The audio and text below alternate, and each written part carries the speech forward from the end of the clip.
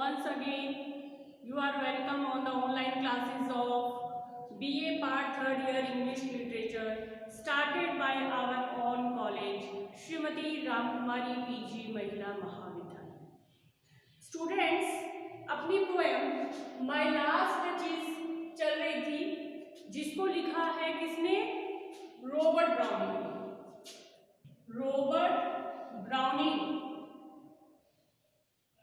Robert browning ने लिखा है। ठीक है, इसके 2-3 स्टैंजा करवा दिए हैं मैंने, और यहां तक हमने लास्ट में पढ़ा था। मैं 2 लाइन फिर से रिपीट कर रही हूं जो हमने पढ़ा था कि my favour at her best, the dropping of the daylight in the west, the bow of cherries some officious food। कहता है सर, क्या उस मैसेंजर को कह रहा है कि ऐसा नहीं था कि मैंने उसे बहुत कीमती उपहार दिए थे और उन उपहारों की वो प्रशंसा करती थी। क्या लिखा है? My favour at her best, यानी मैंने जो हीरे जवाहरात से जड़े हुए, हीरे मोतियों से जड़े हुए हार वगैरह जो उसको भेंट किए थे, वो उसके ब्रेस्ट के ऊपर सुशोभित थे, है ना, वो पहन के रखती थी, है ना, सुंदर भी लगती थी। लेकिन फिर कह रहा है, क्या कह रहा है? The dropping of the daylight in the west, the bow of cherries some official food. कह रहा है सर, कोई मूर्ख व्यक्ति अगर उसको कहाँ से, गार्डन बगीचे में से चेरीज के फूल या उसके गुच्छे तोड़ के ला के दे देता तो वो उसका भी वैसे ही धन्यवाद करती थी जैसे मेरा करती थी। यहां तक हमने पढ़ा था। चलो आगे करते हैं। अब है द वाइट म्यूल, यानी सफेद घोड़ी जिसके ऊपर वो घुड़सवार करती थी। The white mule, she rode with round the terrace, all and each would draw from her unlike the approving speech। कह रहे सर, वो सभी को, all and each means every person, ठीक है, would draw from her alike means like, एक समान। The approving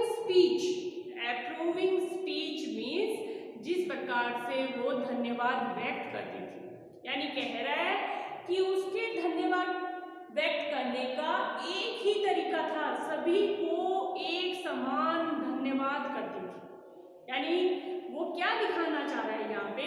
वो ये दिखाना चाह रहा है कि मैंने उसे जो इतने कीमती उपहार भेंट किए थे,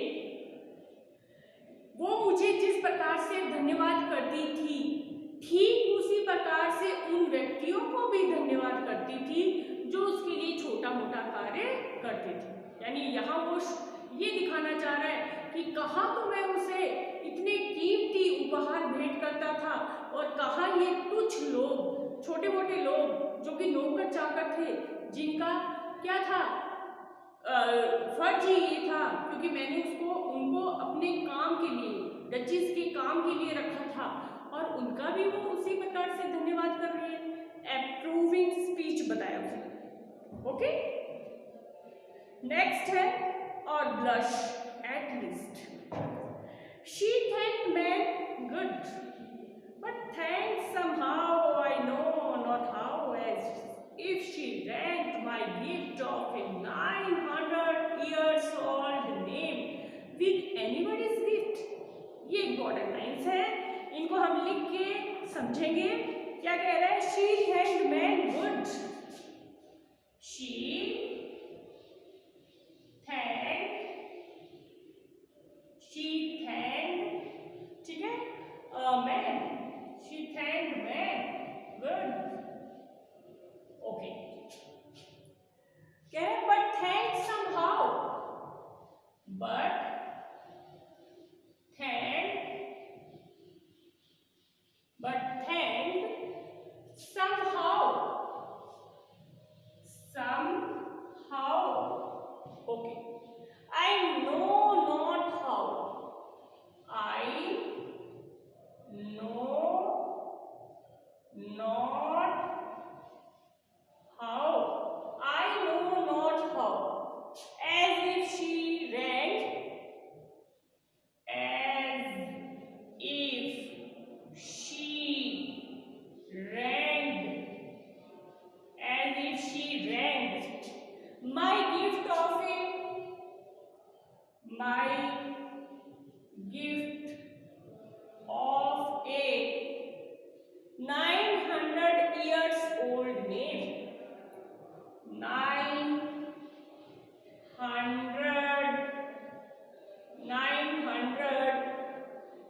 years old name, years old name, years old name, with anybody's gift, with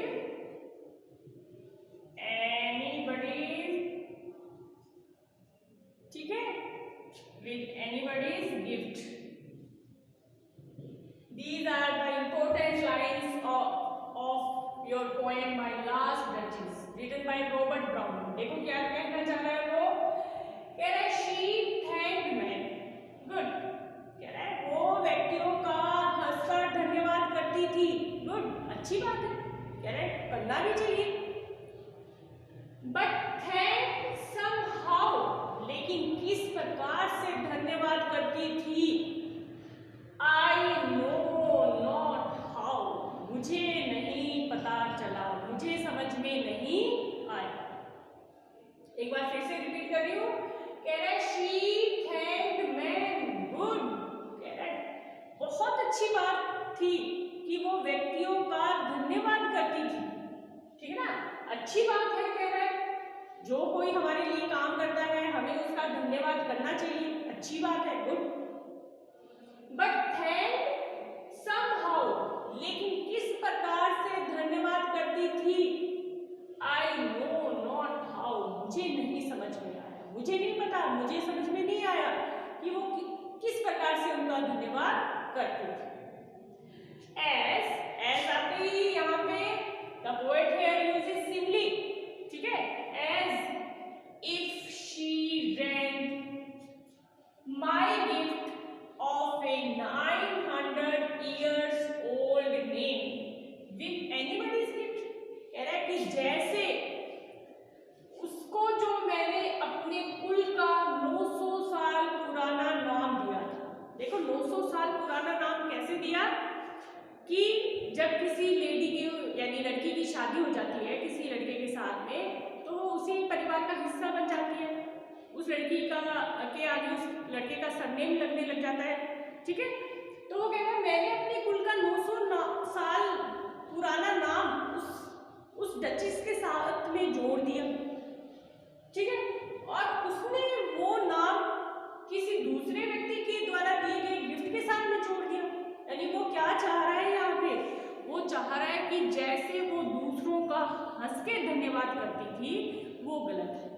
देखो पहली लाइन में तो खुद ही कह रहा है कि ठीक है, अच्छा है, हाँ, मतलब धन्यवाद करना चाहिए, कोई हमारे लिए काम कर रहा है तो हमें उसका धन्यवाद अवश्य व्यक्त करना चाहिए, लेकिन यहाँ नीचे आते आते वो क्या कह रहा है कि जो मैंने अपने कुल का 900 साल पुराना नाम उसको दिया था, उसने वो नाम दूसरे किसी गिफ्ट के साथ में उपहार के साथ में जोड़ दिया, यानी यहाँ वो ये कहना चाह रहा है, वो ये चाह रहा था कि उसको धन्यवाद करना चाहिए था किससे, ऊपरी मन से, यानी दिखावे के लिए ठीक है हम कह देते हैं थैंक्स, लेकिन हंस के धन्यवाद व्यक्त नहीं करना चाहिए था, क्योंकि हंस के धन्यवाद उसे सिर्फ मेरा ही व्यक्त करना चाहिए था, क्योंकि मैंने उसे अपने कुल का 900 साल पुराना नाम दिया था और मैं ही उसके लिए क्या है कीमती उपहार उसको भेंट करता था,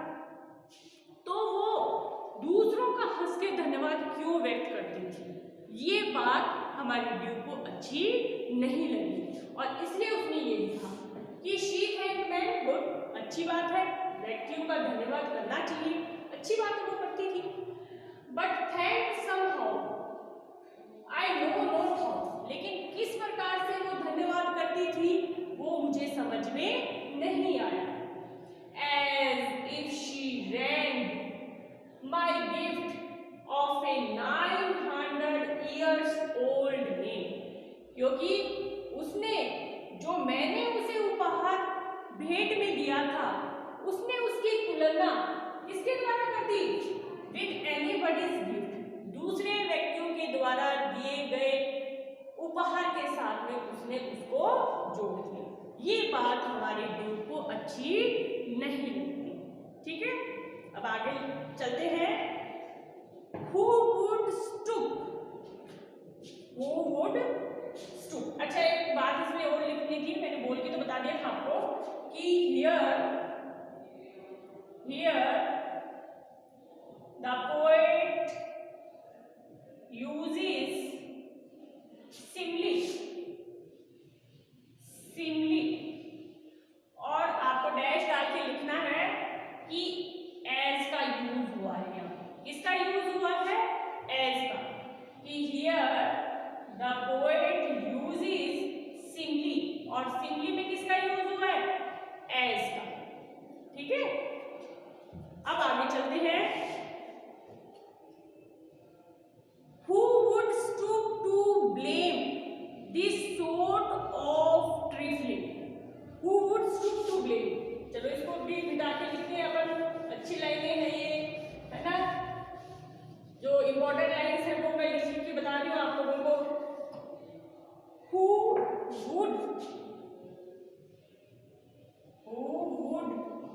stoop to blame? Who would stoop to blame this sort of trifling? This sort of trifling. This sort of trifling. ठीक है, देखो who would stoop, stoop का मतलब होता है झुकना। stoop का मतलब क्या होता है? झुकना। to blame, blame का मतलब होता है दोष देना। ठीक है, दोष देना। this sort, sort का मतलब होता है kind of trifling, trifling का मतलब होता है जो कार्य उसने किया है। कह रहा है कौन झुकना चाहेगा, है ना। जिस प्रकार का कार्य उसने किया था उसके सामने कौन झुकना चाहेगा। देखो अपनी बात कर रहा है वो, यहाँ पे ड्यूक अपने स्वयं की बात कर रहा है, और यहाँ डचेस की बात कर रहा है। दिस सॉर्ट ऑफ ट्रिफलिंग, यानी जिस प्रकार का कार्य डचेस ने किया था, यानी वो उसको बहुत बड़ा गुनाह समझ रहा है। जो डचेस ने किया है वो कह रहा है बहुत बड़ा गलत काम किया था डचेस ने, कि वो ठीक उसी प्रकार से धन्यवाद करती थी उन व्यक्तियों का जैसे वो मुझे करती थी, और कह रहा है ये उसने बहुत बड़ा गलत काम किया था। ठीक है, तो कह रहा है इस गलत कार्य के आगे कौन झुकना चाहेगा। ठीक है, वो अपने बारे में, स्वयं के बारे में बात कर रहा है कि मैं झुकने वालों में से नहीं था। ठीक है, मैंने अपने मन में ठान ली थी। क्या ठान ली थी? कि मैं बिल्कुल भी उसके सामने नहीं झुकूंगा। किसके सामने? अपनी पत्नी डचेस के सामने नहीं झुकूंगा। ठीक है, तो ये दिस काइंड ऑफ ट्रिफलिंग, यानी उसने इस कार्य को, ट्रिफलिंग का मतलब होता है doing wrong thing. Just a minute बेटा, डूइंग